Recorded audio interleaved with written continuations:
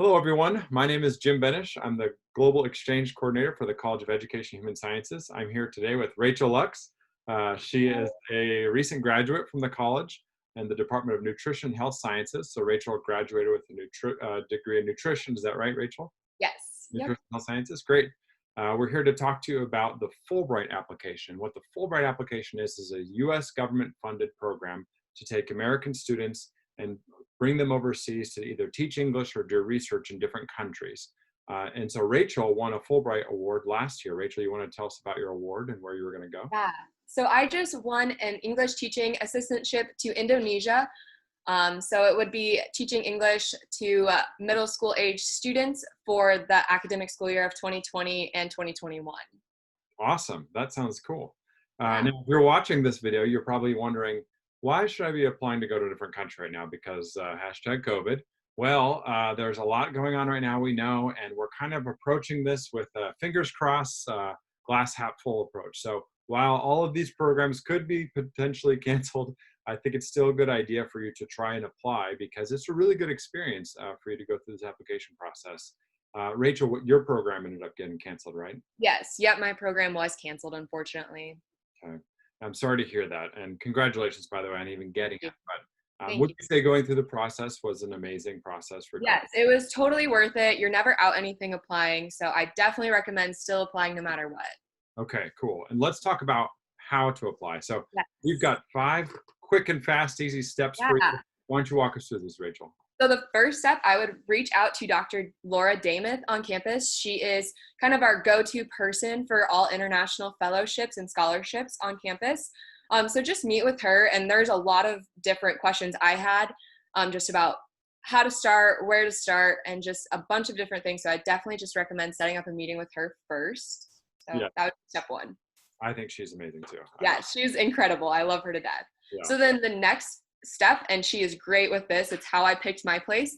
You want to pick a place, and what is most important is having a why. So honestly, the best place to start is the why. So there's programs for different experiences, opportunities, research, or teaching. And so once you find your why, finding a place will be a lot easier. Cool. Awesome. Yeah. Yeah, the other Fulbright winner at our college went to India, I think, or was going Yes. to go to India this Yes. year. But yeah, so Yes. Indonesia and India both sound like amazing places. Yes. And so the next step is just going to be to start writing. There's 2 essays that are pretty daunting when you first start, but my biggest advice is just to start writing and it'll all fall into place. So Cool. just get some stuff on paper. Yeah, just get rid of that blank piece of paper. And you can always go to the UNL Writing Center too. Yes, the UNL Writing Center is awesome. And so then the next step would just be to edit, get as many eyes on those essays as you can. Dr. Dameth and her staff are amazing. They give great feedback, but also help them out and have as many friends and family look it over as you can, or faculty on campus, or like Jim said, the Writing Center on campus is awesome.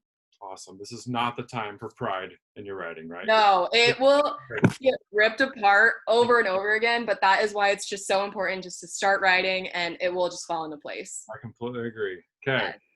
Last And step. yes, the next step is going to just be submitting the application. So the application, there are some extra steps in there, and they will take just a little bit to work on. So making sure you're paying attention to deadlines and giving enough time for references to get those in on time, as well as just working on that application in general. So tell us about the references real quick. So I had 3 references. Most applications for the Fulbright have the 3 references.